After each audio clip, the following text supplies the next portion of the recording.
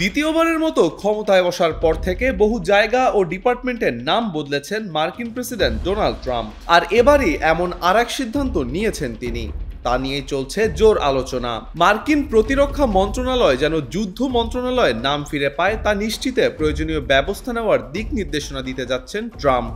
তবে হঠাৎ কেন এই সিদ্ধান্ত, এ নিয়ে চলছে জোর জল্পনা। বিবিসি জানায়, শুধু প্রতিরক্ষা মন্ত্রণালয়কে যুদ্ধ মন্ত্রণালয় হিসেবে নামকরণ নয়, একই সাথে প্রতিরক্ষা মন্ত্রী পিট হেগসেথকে যুদ্ধমন্ত্রীর খেতাব দিতে চলেছেন ট্রাম্প।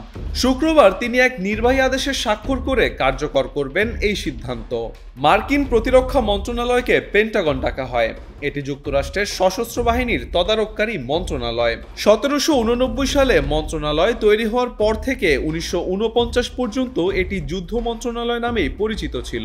এ মন্ত্রণালয়ের প্রতিষ্ঠা হয় জর্জ ওয়াশিংটনের হাত ধরে, কিন্তু পরবর্তীতে দ্বিতীয় বিশ্বযুদ্ধের পর এটির নাম বদলে যায়। পারমাণবিক যুগে যুদ্ধ ঠেকানোই যুক্তরাষ্ট্রের অগ্রাধিকারে থাকবে এই বিবেচনায় সেনা, নৌ ও বিমান বাহিনীর দেখভালের দায়িত্বে থাকা মন্ত্রণালয়ের নাম বদলে প্রতিরক্ষা মন্ত্রণালয় করেন যুক্তরাষ্ট্রের আইন প্রণেতারা।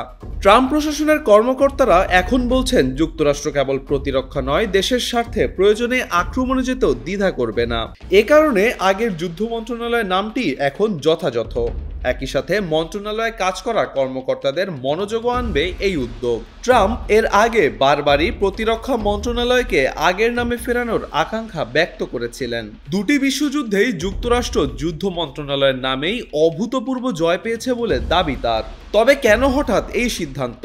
এমন জল্পনার মধ্যে অনেকেই মনে করছেন, গেল সপ্তাহে চীনের বিশাল কুচকাওয়াজে নতুন ক্ষেপণাস্ত্র, ড্রোন ও অন্যান্য সামরিক সরঞ্জাম দেখিয়ে চীন যুক্তরাষ্ট্র ও তার মিত্রদের পিলে চমকে দিয়েছে। সেই মহড়ার জবাবেই হয়তো ট্রাম্প প্রতিরক্ষা মন্ত্রণালয়ের নাম বদলে যুদ্ধ মন্ত্রণালয় করতে চাইছেন।